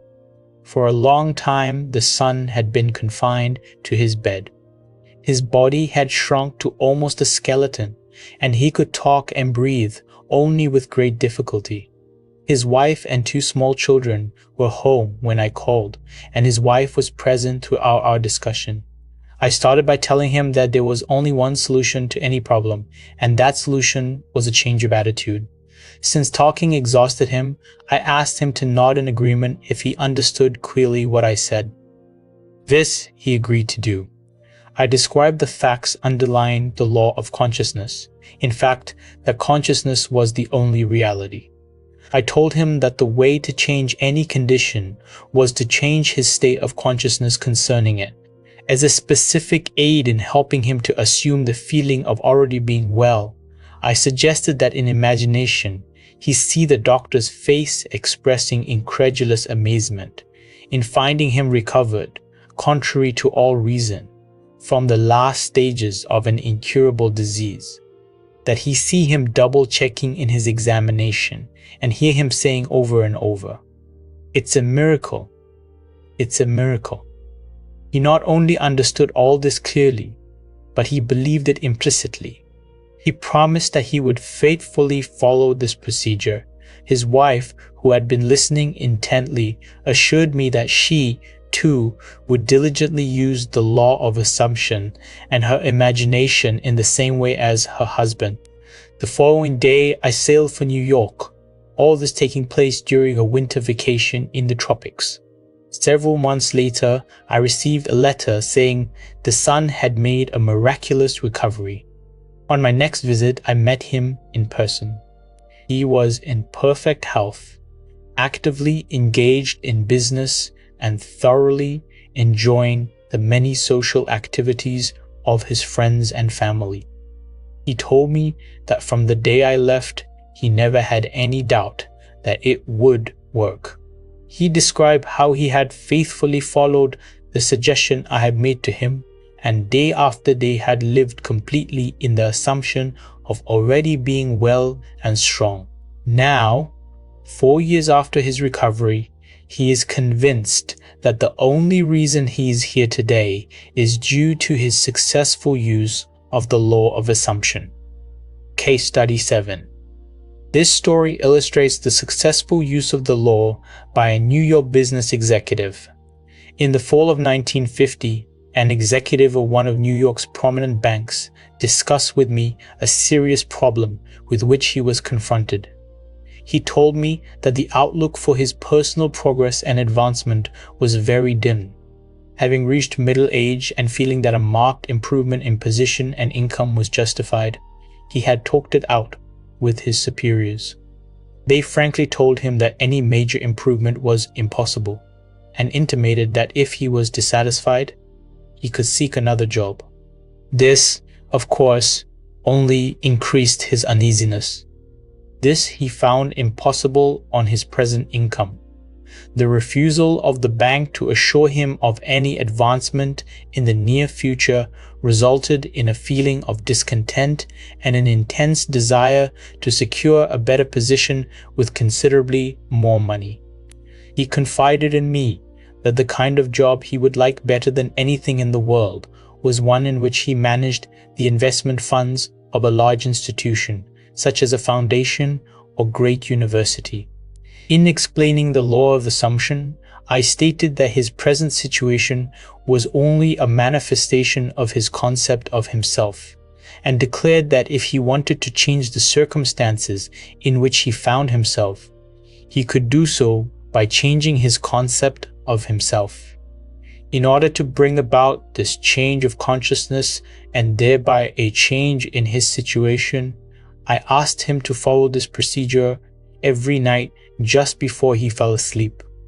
In imagination, he was to feel he was retiring at the end of one of the most important and successful days of his life. He was to imagine that he had actually closed a deal that very day to join the kind of organization he yearned to be with, and in exactly the capacity he wanted. I suggested to him that if he succeeded in completely filling his mind with this feeling, he would experience a definite sense of relief. In this mood, his uneasiness and discontent would be a thing of the past. He would feel the contentment that comes with the fulfillment of desire. I wound up by assuring him that if he did this faithfully, he would inevitably get the kind of position he wanted. This was the first week of December. Night after night, without exception, he followed this procedure. Early in February, a director of one of the wealthiest foundations in the world asked this executive if he would be interested in joining the foundation in an executive capacity handling investments. After some brief discussion, he accepted. Today, at a substantially higher income, and with the assurance of steady progress, this man is in a position far exceeding all that he had hoped for. Case study 8. The man and wife in this story have attended my lectures for a number of years. It is an interesting illustration of the conscious use of this law by two people concentrating on the same objective at one time. This man and wife were an exceptionally devoted couple. Their life was completely happy and entirely free from any problems or frustrations. For some time, they had planned to move into a larger apartment. The more they thought about it, the more they realized that what they had their hearts set on was a beautiful penthouse. In discussing it together, the husband explained that he wanted one with a huge window looking out on a magnificent view. The wife said she would like to have one side of the walls mirrored from top to bottom.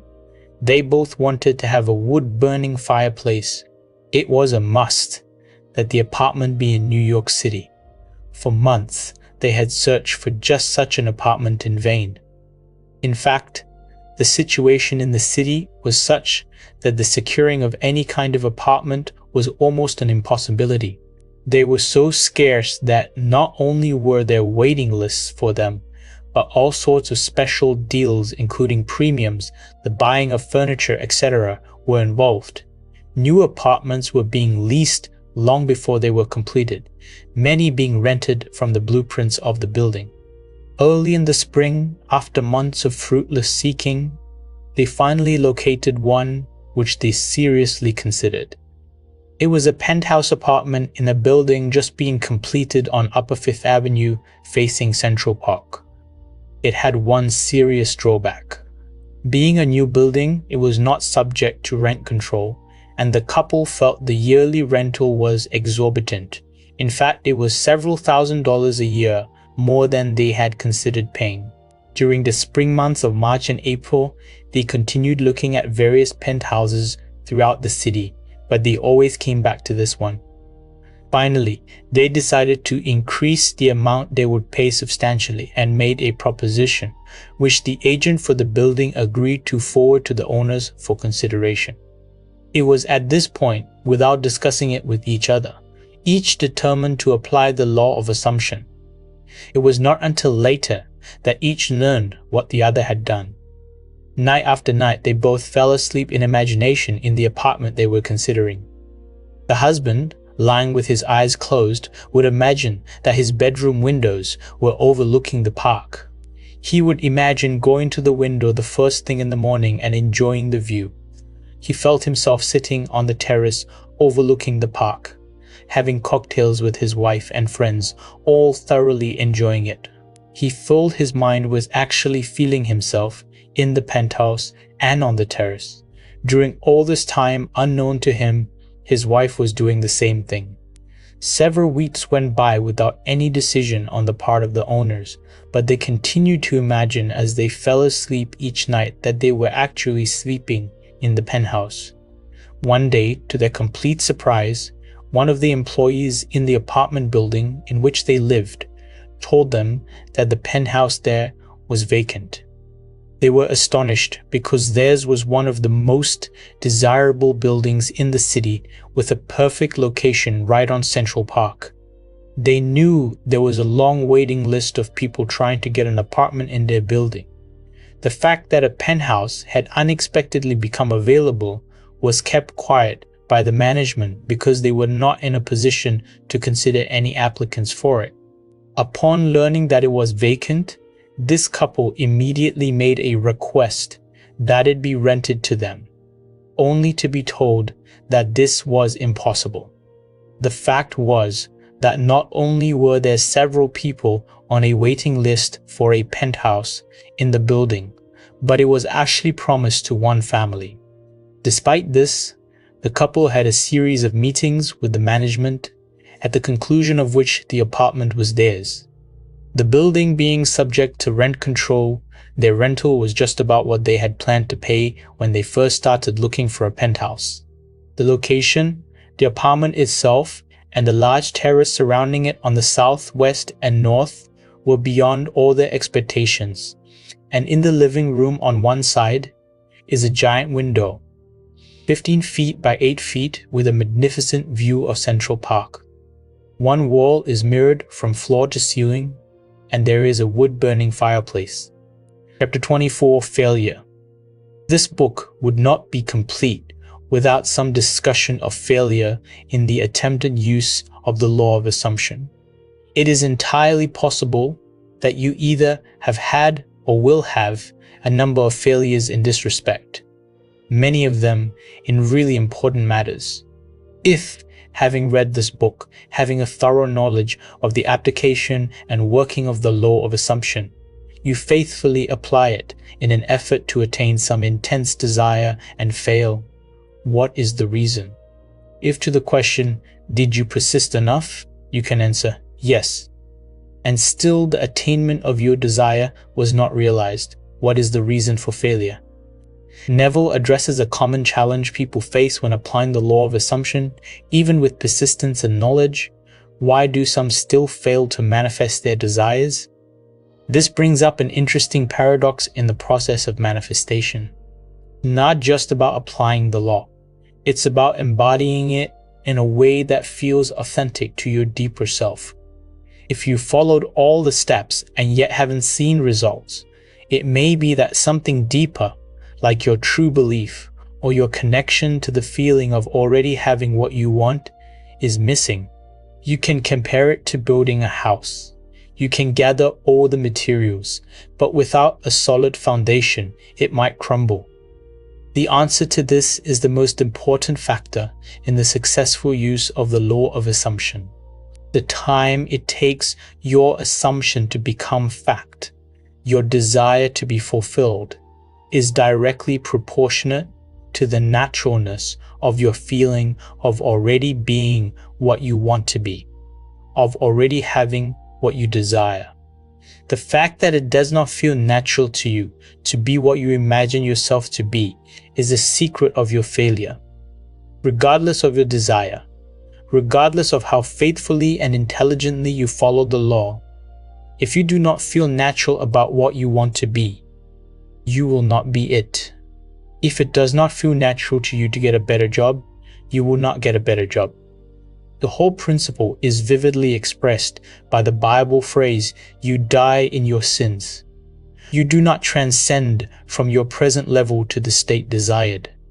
Goddard highlights the key to success with the law of assumption, the naturalness of your feelings. The more natural it feels to be the person you desire to become or to have what you want, the faster the assumption will materialize. This concept makes me think of out in life, we often face obstacles when things don't feel aligned with who we truly are. It's like trying to wear shoes that don't fit. No matter how much you want them to work, they won't until you feel comfortable in them. How can this feeling of naturalness be achieved? The secret lies in one word: imagination. For example, this is a very simple illustration. Assume that you are securely chained to a large heavy iron bench. You could not possibly run. In fact, you could not even walk. In these circumstances, it would not be natural for you to run. You could not even feel that it was natural for you to run. but you could easily imagine yourself running. In that instant, while your consciousness is filled with your imagined running, you have forgotten that you are bound. In imagination, your running was completely natural. Imagination, Neville explains, is the key to accessing that feeling of naturalness. When you imagine yourself already being what you want, the constraints of your current reality fade away. Think of it like a dream. While you're in it, nothing feels impossible. So why not use the power of imagination in your waking state? The challenge is to immerse yourself in that feeling until it feels completely natural. Progress can spring only from your imagination, from your desire to transcend your present level. What you truly and literally must feel is that with your imagination, all things are possible. You must realize that changes are not caused by caprice, but by a change of consciousness. You may fail to achieve or sustain the particular state of consciousness necessary to produce the effect you desire. But once you know that consciousness is the only reality and is the sole creator of your particular world and have burnt this truth into your whole being, then you know that success or failure is entirely in your own hands. Whether or not you are disciplined enough to sustain the required state of consciousness in specific instances has no bearing on the truths of the law itself. That an assumption, if persisted in, will harden into fact. The certainty of the truth of this law must remain despite great disappointment and tragedy, even when you see the light of life go out and all the world go on as though it were still day. You must not believe that because your assumption failed to materialize, the truth that assumptions do materialize is a lie. If your assumptions are not fulfilled, it is because of some error or weakness in your consciousness. However, these errors and weaknesses can be overcome. Therefore, press on to the attainment of ever higher levels by feeling that you already are the person you want to be. And remember that the time it takes your assumption to become reality is proportionate to the naturalness of being it. Man surrounds himself with the true image of himself. Neville emphasizes that consciousness is the only reality and creator. This could be liberating to some, knowing that we are the creators of our world, and that our assumptions, when sustained, can bring about any change we desire. It's a matter of persistence and refining the feeling of already being who we wish to become. If failure happens, it's not the law that's at fault, but the way we relate to it. So, as long as we continue adjusting our self-concept and belief system, success is inevitable. Every spirit builds itself a house, and beyond its house a world, and beyond its world a heaven. Know, then, that the world exists for you. For you, the phenomenon is perfect. What we are, that only can we see. All that Adam had, all that Caesar could, you have and can do. Adam called his house heaven and earth. Caesar called his house Rome. You perhaps call yours a cobbler's trade, 100 acres of land, or a scholar's garret. Yet line for line and point for point, your dominion is as great as theirs, though without fine name. Build therefore your own world.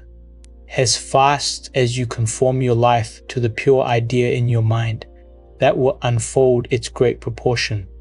Emerson. The power lies within us. Changing our consciousness is the key to creating the reality we desire. Chapter 25. Faith. A miracle is the name given by those who have no faith to the works of faith. Faith is the substance of things hoped for, the evidence of things not seen. Ephesians chapter 11, verse 1. Neville begins this chapter by presenting faith as the fundamental element for manifesting our desires. In a world where many people have little or no faith, miracles become inexplicable events that appear beyond understanding. However, Neville asserts that these miracles are simply the workings of faith, a force that transcends mere belief, involving an actual awareness and deep conviction of that which we desire to manifest. This is a profound insight into how faith operates. It's not just about believing in something, it's about knowing it as a reality before it is manifested. Now, when Neville speaks of faith, he points to a deeply spiritual understanding of the word. It's not faith in a higher power external to us, but faith in the process and in ourselves, in our ability to align our consciousness with our desires. This kind of faith isn't about wishing for something to happen. It's about truly embodying the feeling of what you desire, as though it already exists. When we look at the phrase from Ephesians, faith is the substance of things hoped for, the evidence of things not seen. We can interpret it as, faith provides the inner evidence of what will soon be visible in our external reality. The very reason for the law of assumption is contained in this quotation. If there were not a deep-seated awareness that that which you hoped for had substance and was possible of attainment, it would be impossible to assume the consciousness of being or having it. It is the fact that creation is finished and everything exists that stirs you to hope.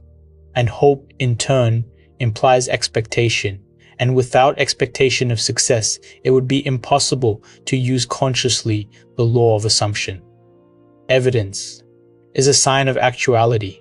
Thus, this quotation means that faith is the awareness of the reality of that which you assume, a conviction of the reality of things which you do not see, the mental perception of the reality of the invisible. Consequently, it is obvious that a lack of faith means disbelief in the existence of that which you desire. Inasmuch as that which you experience is the faithful reproduction of your state of consciousness, lack of faith will mean perpetual failure in any conscious use of the law of assumption. What Neville describes here is a powerful insight. Without the deep-rooted faith that what you hope for already exists, it is difficult to assume the consciousness of having it. The key is the awareness that creation is already finished, that your desire exists in an unseen form and is just waiting for your consciousness to align with it. This realization ties back to Neville's central theme that our inner world, the world of our consciousness, creates our outer reality. Faith, therefore, is not just about belief, it's about knowing that the unseen is already manifesting through your awareness. In all the ages of history, faith has played a major role. It permeates all the great religions of the world. It is woven all through mythology, and yet today it is almost universally misunderstood. Contrary to popular opinion, the efficacy of faith is not due to the work of any outside agency. It is from first to last an activity of your own consciousness. Neville further expands on the concept of faith, explaining that it has been misunderstood throughout history. The idea that faith is something outside of us, something given or granted, is incorrect. Faith is an inner force, an activity of consciousness. It is in how we choose to direct our consciousness and how we persist in our assumptions that we activate the power of faith. Neville's interpretation challenges the traditional view of faith as something passive or external. Rather, it is an active force within us, shaping our lives through our beliefs and assumptions. The Bible is full of many statements about faith, of the true meaning of which few are aware. Here are some typical examples. Unto us was the gospel preached, as well as unto them, but the word preached did not profit them, not being mixed with faith in them that heard it. Hebrews chapter 4, verse 2. In this quotation, the us and them make clear that all of us hear the gospel. Gospel means good news. Very obviously, good news for you would be that you had attained your desire. This is always being preached to you by your infinite self. To hear that which you desire does exist and you need only to accept it in consciousness is good news. Not mixing with faith means to deny the reality of that which you desire. Hence, there is no profit, attainment possible. Neville brings in a biblical reference to illustrate how faith functions. The message of hope, or the gospel, is continuously preached to us by our inner self, telling us that everything we desire is already within reach. The key, however, is to mix that message with faith, to fully embrace the idea that what we desire is already ours. Without faith, this message holds no power. This is crucial because Neville stresses that without this active engagement with faith, the process of manifestation becomes ineffective. O faithless and perverse generation, how long shall I be with you? Matthew, chapter 17, verse 17. This statement, according to Neville, expresses frustration with those who disbelieve the power of their own faith. The term faithless refers to those who do not believe in the reality of their desires. And perverse means having a consciousness that is oriented in the wrong direction. When you disbelieve the law of assumption, you are, in essence, resisting your own power. Neville uses this quote to urge a change in consciousness, shifting from disbelief to faith. The meaning of faithless has been made clear. Perverse means turn the wrong way. In other words, the consciousness of not being what you want to be. To be faithless, that is, to disbelieve in the reality of that which you assume, is to be perverse. How long shall I be with you means that the fulfillment of your desire is predicated upon your change to the right state of consciousness. It is just as though that which you desire is telling you that it will not be yours until you turn from being faithless and perverse to righteousness. As already stated, righteousness is the consciousness of already being what you want to be. Neville explains the deeper meaning of being faithless and perverse. It's not just about external beliefs, but about turning your consciousness in the right direction. When you assume the consciousness of already being what you desire, that shift in awareness is where true transformation happens. This is the essence of righteousness. Aligning your consciousness with your desire, knowing that it already exists within you. By faith he forsook Egypt, not fearing the wrath of the king, for he endured as seeing him who is invisible. Hebrews chapter 11, verse 27. Here, Neville uses another biblical reference to show the power of faith. Egypt represents the darkness of limited beliefs, while the king symbolizes external forces or circumstances. The individual in the story, by maintaining faith, transcends these limitations. Similarly, by assuming the consciousness of already having what you desire, you can rise above external circumstances and doubts. The dictionary definitions of faith: the assent of the mind or understanding to the truth, unwavering adherence to principle, are so pertinent that they might well have been written with the law of assumption in mind. Faith does not question. Faith knows. Neville concludes with a powerful understanding of faith. It's not about questioning or doubting, but about knowing that the law of assumption works. Faith is the unwavering adherence to this truth. The key here is that faith doesn't question. It simply knows that the desire already exists and is on its way. In summary, Neville teaches that faith is the inner knowing of the unseen reality. It's not just belief, but a deep conviction that our desires are already manifested in the unseen realm. And by aligning our consciousness with this truth, we bring them into the physical world. Faith is the foundation upon which manifestation is built, and without it, the law of assumption cannot fully work. Chapter 26, Destiny. Your destiny is that which you must inevitably experience. Really, it is an infinite number of individual destinies, each of which, when attained, is the starting place for a new destiny. Since life is infinite, the concept of an ultimate destiny is inconceivable.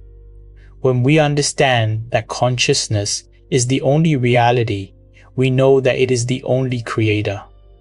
This means that your consciousness is the creator of your destiny. The fact is, you are creating your destiny every moment, whether you know it or not. Much that is good and even wonderful has come into your life without you having any inkling that you were the creator of it.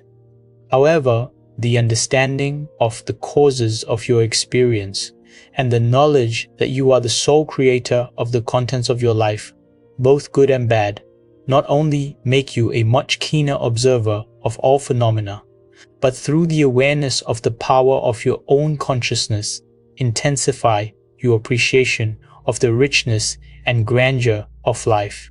Neville highlights the concept of destiny not as a fixed point, but rather as a constantly evolving experience. This idea suggests that every moment is an opportunity to create a new version of ourselves, and thus a new destiny. By understanding that our consciousness is the sole creator of our reality, we unlock the potential to shape our own experiences, good or bad. This awareness allows us to take responsibility for our lives, shifting the focus from external forces to the internal power we have over our own fate. It's like realizing that you are the author of your own story, and each page you turn opens up a new chapter. Regardless of occasional experiences to the contrary, it is your destiny to rise to higher and higher states of consciousness and to bring into manifestation more and more of creation's infinite wonders. Actually, you are destined to reach the point where you realize that through your own desire, you can consciously create your successive destinies. The study of this book, with its detailed exposition of consciousness and the operation of the law of assumption, is the master key to the conscious attainment of your highest destiny. Neville continues to emphasize the potential within each individual to rise to higher states of consciousness. Destiny, in this light, is not something that happens to us. It is something we actively create. As we move through life, our desires and our assumptions shape the realities we experience, and with each manifestation, we unlock a higher state of being. This suggests that our true potential is infinite. Every step forward leads to greater awareness, and each manifestation serves as a stepping stone to the next. The study of Neville's teachings, then, becomes not just about manifesting specific desires, but about mastering the art of conscious creation, unlocking ever higher versions of ourselves. This very day, start your new life. Approach every experience in a new frame of mind, with a new state of consciousness. Assume the noblest and the best for yourself in every respect and continue therein. Make believe, great wonders are possible. Here, Neville gives a simple but profound instruction. Start today, start now. By adopting a new frame of mind and assuming the best for ourselves, we open the door to new possibilities. It's like planting a seed in the garden of your mind, choosing to nurture it with the belief that it will grow into something magnificent. The beauty of this teaching is that the starting point is now. There is no need to wait for the right time, because the moment to create is always in the present.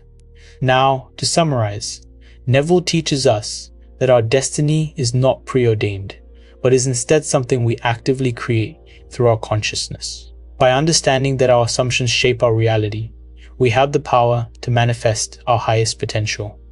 Each new experience is an opportunity to rise to a higher state of consciousness, and through persistent belief and imagination, we can consciously create our successive destinies. The key is to start now, to assume the best for ourselves, and to believe in the infinite possibilities that lie ahead. Chapter 27, Reverence. Never Wouldst thou have made anything if thou hadst not loved it? Wisdom, chapter 11, verse 24. In all creation, in all eternity, in all the realms of your infinite being, the most wonderful fact is that which is stressed in the first chapter of this book. You are God. You are the I am that I am. You are consciousness. You are the Creator. This is the mystery. This is the great secret known by the seers, prophets, and mystics throughout the ages. This is the truth that you can never know intellectually. Who is this you? That it is you, John Jones, or Mary Smith is absurd. It is the consciousness which knows that you are John Jones or Mary Smith.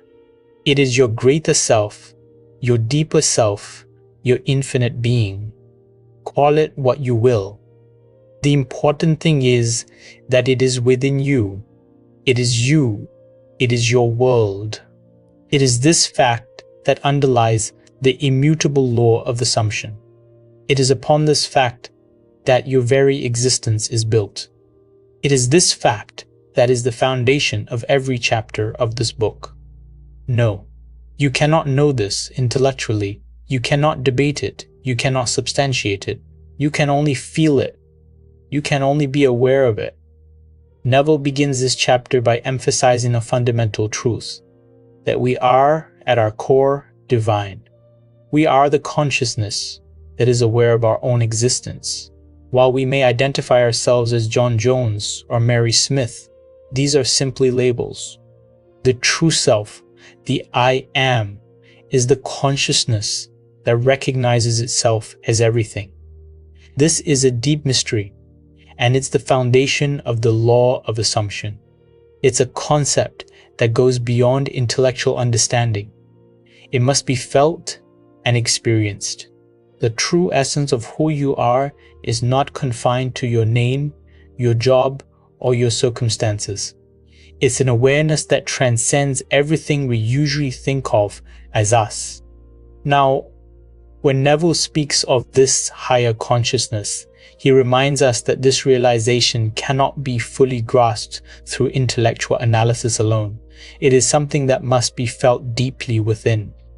It's akin to understanding the ocean, not by studying it from the shore, but by diving in and experiencing it firsthand. Once we connect with this deeper truth within ourselves, we begin to realize that we are not separate from the world around us. We are the creators of our own reality, and everything that we experience stems from this deeper consciousness. Becoming aware of it, one great emotion permeates your being. You live with the perpetual feeling of reverence.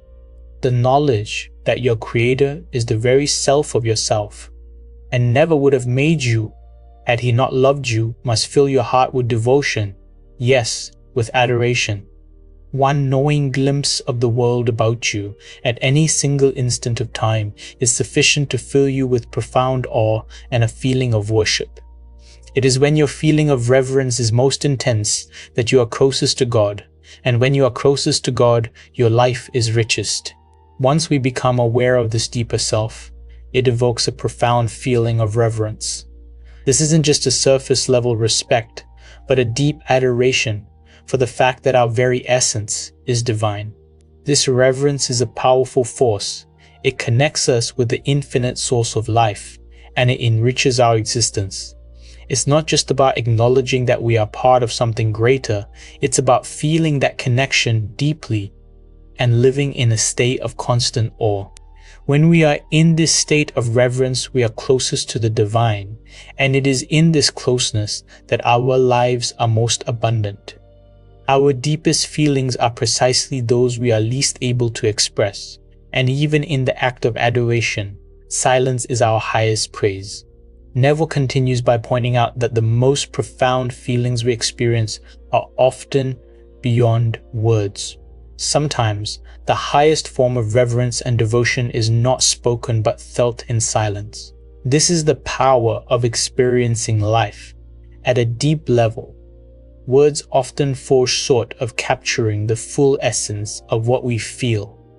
It's as though silence becomes the truest form of worship, the deepest acknowledgement of our divine nature. It is when your feeling of reverence is most intense that you are closest to God, and when you are closest to God, your life is richest. Neville reiterates that the more intense our feeling of reverence, the closer we are to the divine. This isn't just about spiritual proximity, it's about the richness of life itself. When we live with this reverence, we tap into the fullest expression of life. It's like finding the wellspring of abundance within ourselves. The divine essence that flows through us becomes the source of all our creativity, joy, and manifestation. Living in this state of reverence opens the doors to a life of richness, in every sense of the word.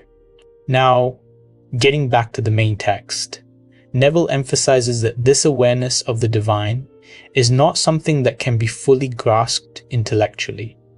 It is an experience that must be lived and felt. The more we embody this awareness, the more we recognize the profound impact it has on our lives. Reverence is not just a concept, it's a living, breathing experience that transforms everything around us. In conclusion, Neville teaches that reverence is a vital component of our spiritual awakening. By becoming aware of the divine within ourselves, we awaken to a deeper understanding of our purpose and the power we have to create our own reality.